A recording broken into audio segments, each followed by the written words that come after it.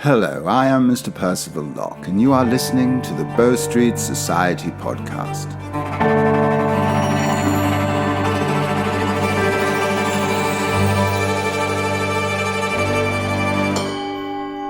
Hello and welcome to a surprise extra episode of the Bow Street Society podcast. We told you we wouldn't be back until September, but we lied. And the reason we lied is quite simple. We would like people to understand what the Bow Street Society actually is. Is that not the case? Yes, that's right. So this is a special episode to explain what the Bow Society is, about the books, and it's really for anybody who has never heard of the series and just really wants to know a bit more about it. So kind of a beginner's guide to type of thing. Yes. So as the person who wrote them, Tani, what is the Bow Street Society?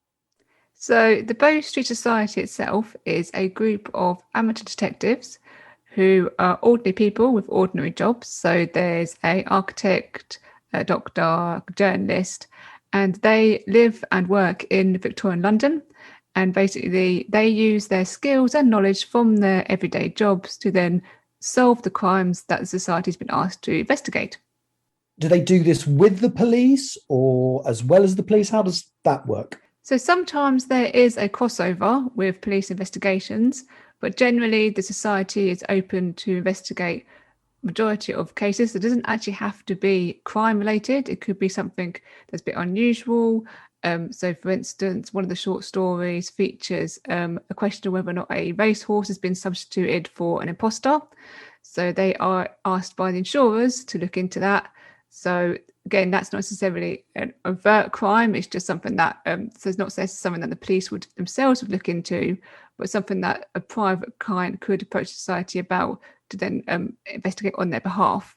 How would you say these books are different to other books in the detective fiction genre? So with most crime fiction books, you tend to get one or two sort of detectives. So that main character is detective. So they would possibly be like a retired police officer or an army veteran. If you do get a group of detectives in the normal crime fiction books, then they tend to be static. The Bow Society is different because the members who are assigned to investigate a case changes with each book and with each case.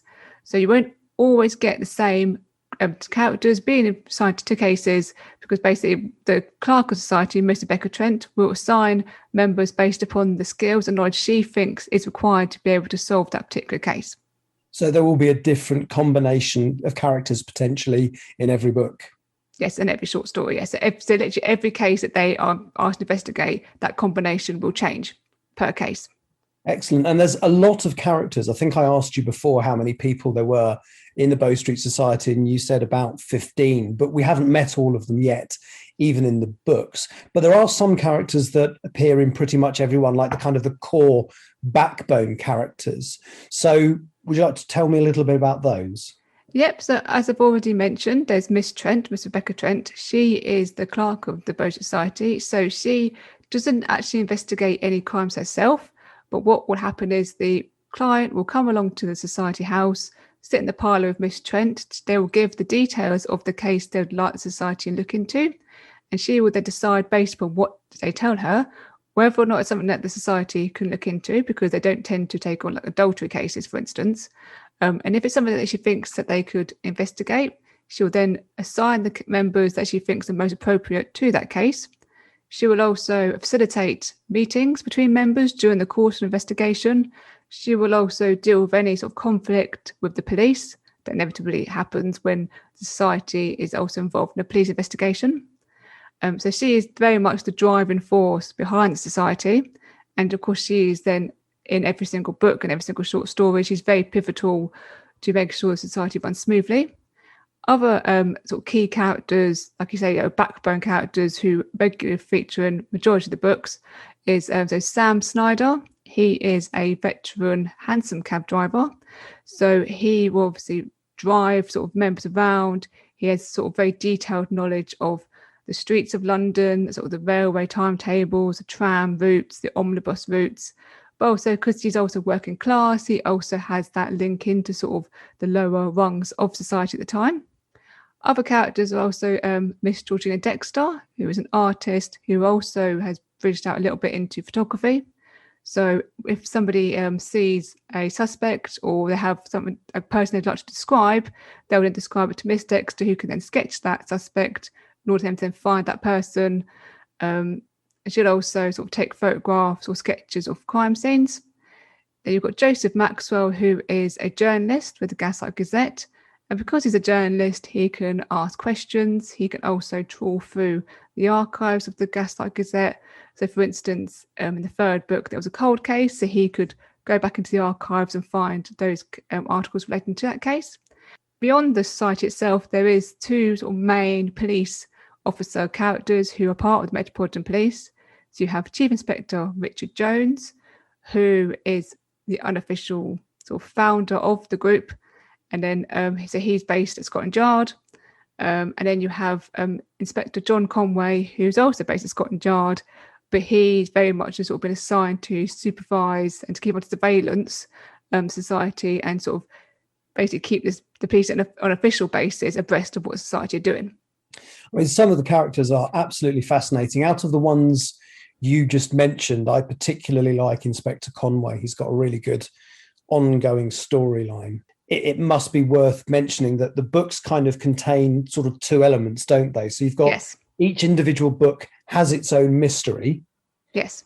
But there is a wider storyline about the society itself, Chief Inspector Jones' role within it, and indeed other people starting to find out and be curious and investigate about what's going on. So there's kind of, it works on more than one level. Oh, yeah, definitely. And that storyline is very much about exploring the culture of the Metropolitan Police in the 1890s, because obviously it was formed in the 1820s, but so it's still relatively young by the time when the books are set. So it's still trying to find its feet in very much sort of that respect, and sort of exploring that culture within the Metropolitan Police, but also how that then interacts with members of the public, and particularly the society, who are just essentially members of the public who are trying to basically do, at least the police feels, trying to do their job for them. So you've got very much sort of a lot of scope for conflict there, and you can really sort of get under the skin of both groups basically just through that one plot line. And also there's obviously other storylines that run through the series where that relates to particular characters as well. So you get to see the society members' lives away from the detective work, because they are ordinary people with ordinary problems and ordinary sort of concerns they have to deal with as well. As this podcast is released, there are a number of titles already available. So there are kind of two ranges that you do, aren't there? There's the main, what would you call, murder mystery range? Yes, so they are the Bow Street Society mystery book series, yes. So tell me about the current mysteries that are available. So the first one is called The Case of the Curious Client. Yeah, that's correct, Jess. That's basically tells the story of how the society get their current premises, and very much sort of introduces you to how they work and how they operate. So that's the first book in the series. Second book in the series is The Case of the Lonesome Lushington. So whereas the first book is very much about how they found their premises and it's very much a locked room mystery, the second book is all about Oxford Street and consumerism, and they have to investigate the murder of a woman whose mutilated body was found in a doorway of a shop on Oxford Street. That's quite a macabre mystery. The third book, good one. Sorry to interrupt, but I really enjoyed that one. That was I remember reading it and kind of I just about sussed out what was going on before it was revealed in the book, which is kind of your intention, isn't it? You like to give people clues so they can figure it out for themselves. And I kind of did not long before it was revealed. But no, that was a really good one. Sorry, you were going to say the third one. Yeah, the third one is called The Case of the Spectral Shot, and that explores the sort of the world of spiritualism within the Victorian era. And also, as I mentioned earlier, it involves a cold case. The society have to sort of go back in time and try to solve a cold murder. And then the fourth book is called The Case of the Toxic Tonic, and it centres around the Walmsley Hotel in London, and that is about so they investigate a murder there, but they also very much have to work with very close quarters with Scotland Yard in order to investigate that case as well. I remember you saying when you originally wrote that one, you kind of wanted to set it on a train, but you then realised it would be physically impossible if the train was somewhere remote and the weather was bad for the society members to get there, which is why it became a hotel. Is that right? Yes, because the way the books work is, as I said earlier, is that the client comes along, hires a society, and then Miss Trent has to assign them. But obviously, if a murder happens on a train, there's no way they can get there. I wanted to do on a train, or at least have that sort of more closed environment, because what I noticed was that a lot of sort of crime fiction series, or even TV series as well, always have that obligatory story on a train. You've got to have that story on the train bit. And so that's what I wanted to do, that train. But obviously with the hotel, it allowed me to do that. So still was able to close off the environment through that, rather than actually having on a train though. And then, of course, there is the book that is coming out next month, the title of which was revealed on the last podcast, and I believe is in the public domain now. Is that correct? Yes, it should. Yeah, it'll be. Yes. Excellent. So the case of the Maxwell murder will be coming out, and Yes. that kind of continues the conspiracy storyline, starts to answer some questions, but there's ramifications, I believe, for some of the other characters. Plus, there's a very tantalizing mystery because it appears from the title that it's very close to home this time. Yes, this book is very much for people who've read the previous 4 books. It is very much about the society and about the characters that you've met up until this point. As you say, it continues the conspiracy sort of storyline, which is it's centered around Chief Inspector Jones as the true founder of the Boat Society, because obviously due to the conflict between the police and the society, his involvement is very much under wraps. That being said, there are other officers who are trying to get to the bottom of what's actually really behind the society. So that continues. But in terms of the mystery itself, yes, it's definitely an emotional roller coaster for the characters and also for you as a reader to be taken on this journey, which has a lot of twists and turns. And a lot of people have said that beat readers have read it, said that they were completely unexpected who actually gets done in, shall we say, on this particular book. Yes. Yeah. I was lucky enough to be one of those beta readers, and I can't really say any more about what you just said without giving away stuff. But yes, I think those who have yet to read it, you saw on the first show last month how the title just opened up. We had a couple of readers on, and the title just opened up loads of speculation about who could be the victim, how it's going to affect the characters. So no, I know you're making a couple of changes based on the beta readers, but I really enjoyed the book, and I think the minor changes you are going to make are just going to make it even better. Oh, so I really look forward to that coming out. And then, of course, there's the short story collections as well, which are kind of like I'm just currently reading the 3rd volume, which I can't remember what the title is, I'm afraid. That's the case of the Russian Rose and other stories. Yes, I've just read the first one so far, which is again, I won't give it away, but it's a nice little story about what appears to be pickpockets on a train. Yes. And the short stories, I believe, how did they come about? So the short stories they're part of the sub-series, the Boat Society casebook, and I originally wrote the first batch of short stories because I was going to take part in something that was called it was Books on the Underground. It was a scheme that was in London, that the idea being that you would go on the underground, you'd take a photograph of your book and where you were leaving it, and then people on the underground would pick up your book and then read it and then leave it on the underground. It was an online website. It was really successful, but then just as I was about to sort of take part in it, just released the first short story collection, the scheme ended.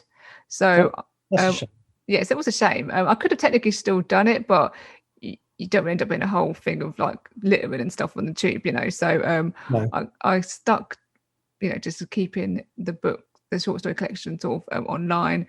But that's basically how that came about. But the premise of the short stories is that there's no murders in the short stories and not necessarily crimes. It's smaller, sort of more quirky problems, which more often not end up being a bit more involved than what they first appear to be.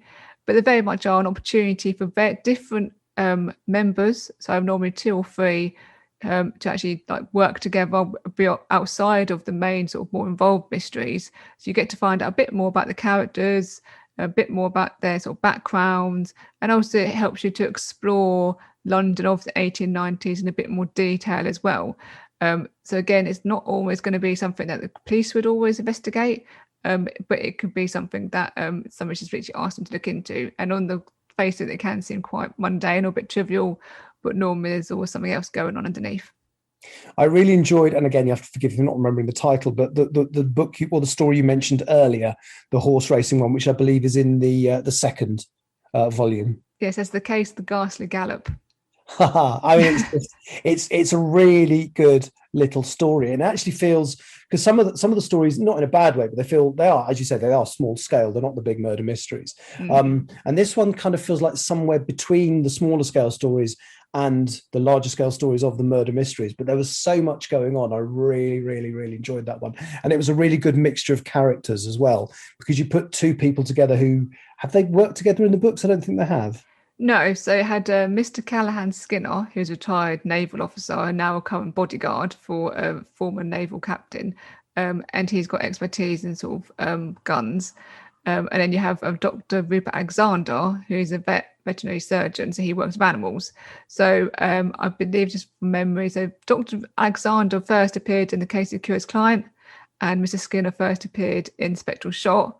But in the actual main books, neither had actually worked together up Yeah, until the short story. it was a really, really, really good. I mean, there are lots of really good short stories in the collection, but that one in particular, I really, really enjoyed reading. And I haven't read them all yet. As I said, I think I've got four more stories in volume 3, and all of volume 4 to read. And I believe volume 5 is penciled in for December. Is that right? Yes, that's correct. Yeah. So each collection is about 5 short stories in total. What normally happens is I will sort of write the first 3 throughout the year, and they'll get serialized in the Gaslight Gazette newsletter.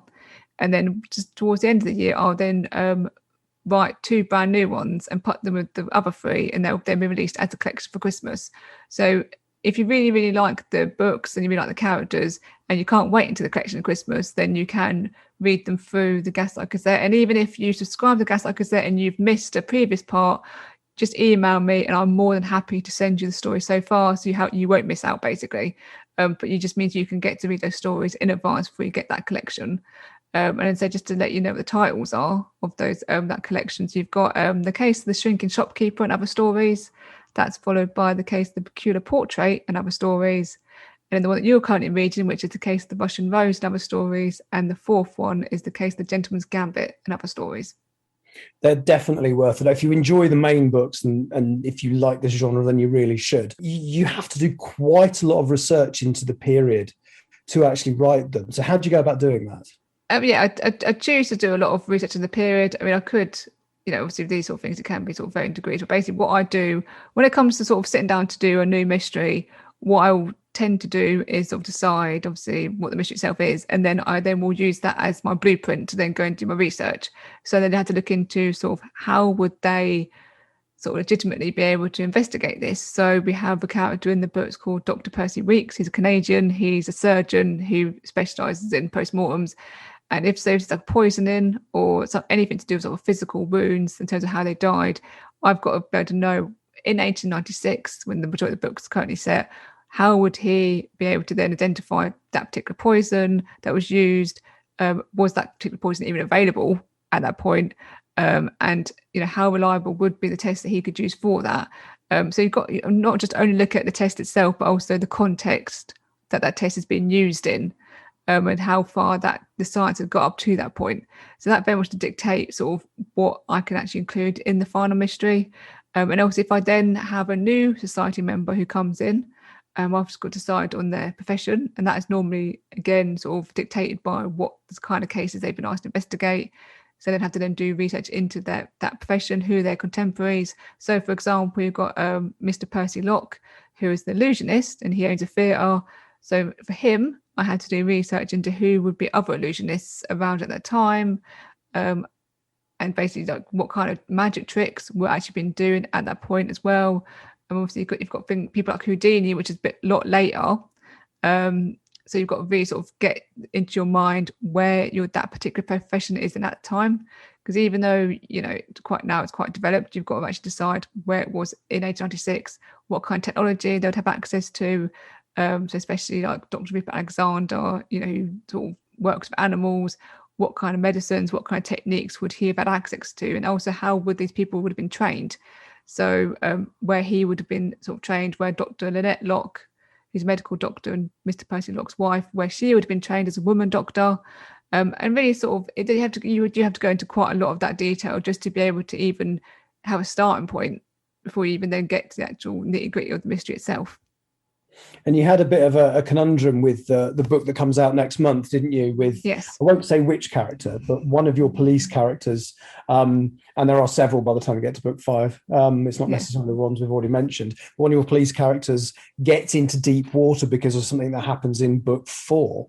But there was very little information about how a disciplinary panel would work for someone at his rank. Yes, because obviously if it was set now, there is a lot of information, and actually now you can actually, under normal circumstances without COVID, you can actually go and sit in on Metropolitan Police disciplinary hearings unless there's a closed hearing. But obviously, again, you've got to rewind the clock, and you've got to rewind back to what would it have actually been like in 1896. And obviously the culture was completely different back then. And there was a lot of information that I could find about constables and sergeants who had to go under this sort of procedure. But for somebody with a small senior rank, there wasn't a lot that I could find. What I have found was sort of stuff that was written in the early 20th century.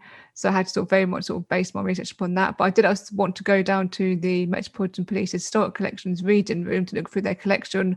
But because they were in the midst of moving, and also then COVID happened, I was unable to then go down and actually look at their collection. But even then, I do think that a lot of these things possibly could have happened, but just weren't recorded. And that is very much sort of the culture. You've got the official face of Metropolitan Police, is very sort of bureaucratic, very sort of organised. But then you also have the actual sort of underbelly of all of that and what's actually really going on, what I try to show in the 5th book with that particular part of the story. It's a really, really good set of books. I've read, well, as I say, I've read all of them now, apart from a couple of short story collections, which I'm actively working on. I do think people who have followed the books are in for an absolute treat next month with the case of the Maxwell murder. There's various places where you can get more information, isn't there? So obviously there's this podcast. We look at the characters, we look at the situations, we talk about various bits and pieces. Where else can you get information on the books? The Boat Society is on Twitter. There's a fan group on Facebook that you can join and sort of discuss the books with other fans on there. I also have a website. So it's bowstreetsociety.com, which has got a book trailer on there. It's got full details of each book and short story collection. There's also little introductions to society members who have appeared in the books and which books they appear in. There's also information on there about the podcast, about where you can hear the podcast, a bit more about me and Richard, who host the podcast, and also information on their book signings. And then if you want to keep track of or to read the short stories in advance, you've got the Gaslight Gazette, which is the official monthly newsletter. It's free. It's only once a month, but in there you've got the serialized short stories. I have slang word of the month, so you can learn some Victorian slang. Oh, that's interesting. What's the current one? Oh, now you're asking. Okay, well, I can't remember off the top of my head. But they have, you've got stuff we've had before, like penny fringe, squash. The word squash, you think is quite a modern word, but that was actually invented in the Victorian era. So to describe the sound that the fruit makes when they used to make the drink in gentlemen's clubs. So there's quite a lot of words. Like I also did a blog post before about the word copper and the origins of that. So I do a monthly blog, which is also featured in the newsletter, and I also have contemporary recipes from the Victorian era, which you can try yourself, and just generally just news and sort of information about the Boat Society itself. So there's plenty of places you can actually go and find out a bit more about the society. I'm also on Goodreads, and obviously you can get the books and short stories from Amazon. Excellent. One of the things we've talked about for future shows is the possibility of trying some of those recipes. Yes. So, and seeing how I don't know, edible by modern standards some of the recipes are. So that's something we'll hopefully be doing in the future. Okay, I think that's what we wanted to do today, just to give you a bit of a sort of high-level introduction to the books, the situations, the society that it's set in between now and then. Thank you for listening, and make sure you buy those books. Thank you very much. You have been listening to the Bow Street Society podcast. It was written and presented by T.G. Campbell and Richard A. Boxshall. Special thanks to all the contributors, including Sabrina Poole, Phil Rowe and Jaden Braniff. You can find out more about the Bow Street Society series by T.G. Campbell at bowstreetsociety.com. You can also find out more through social media. Search for Bow Street Society on Facebook, Twitter, Instagram, and YouTube. Thank you for listening. All podcast content is the intellectual property of T.G. Campbell.